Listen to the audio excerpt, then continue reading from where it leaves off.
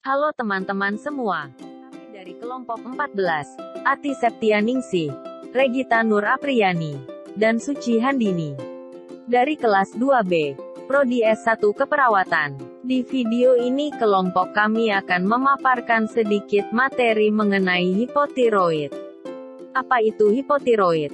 Hipotiroid merupakan kelainan fungsi kelenjar tiroid yang ditandai dengan kurangnya produksi hormon tiroid, yaitu triiodothyronin T3 dan tiroksin T4 yang diproduksi kelenjar tiroid. Hipotiroid adalah suatu sindroma klinis akibat penurunan produksi dan sekresi hormon tiroid atau kelainan aktivitas reseptor hormon tiroid.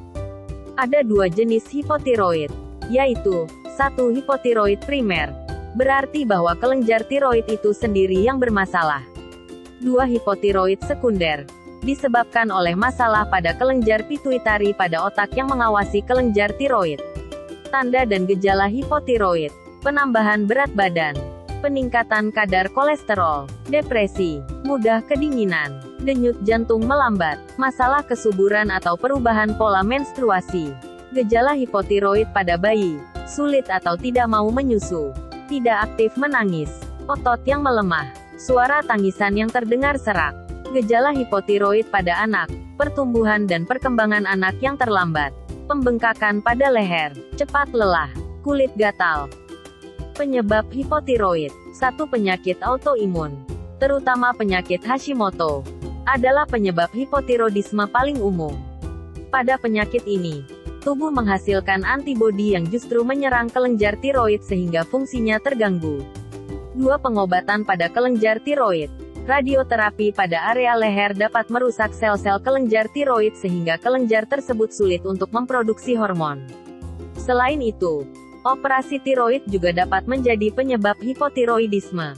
3. Pola makan rendah yodium, yang dapat mengakibatkan tubuh kekurangan yodium. 4. Kelainan bawaan. Beberapa bayi lahir dengan kelenjar tiroid yang tidak berkembang sempurna, bahkan tanpa kelenjar tiroid.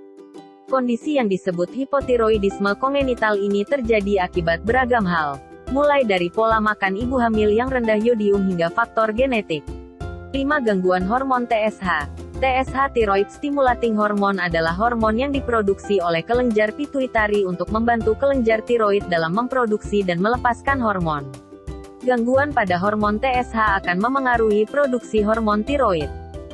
Faktor resiko hipotiroid yaitu berjenis kelamin wanita dan berusia di atas 60 tahun. Memiliki anggota keluarga dengan riwayat penyakit tiroid. Sedang hamil atau baru melahirkan dalam waktu 6 bulan terakhir. Menderita penyakit autoimun lainnya, seperti diabetes tipe 1, penyakit seliak, atau multiple sklerosis. Komplikasi hipotiroid. Jika tidak ditangani, hipotiroid bisa menyebabkan beragam komplikasi, seperti nyeri sendi, obesitas, penyakit gondok, infertilitas atau gangguan kesuburan, kerusakan saraf, penyakit jantung, dan koma miksedema.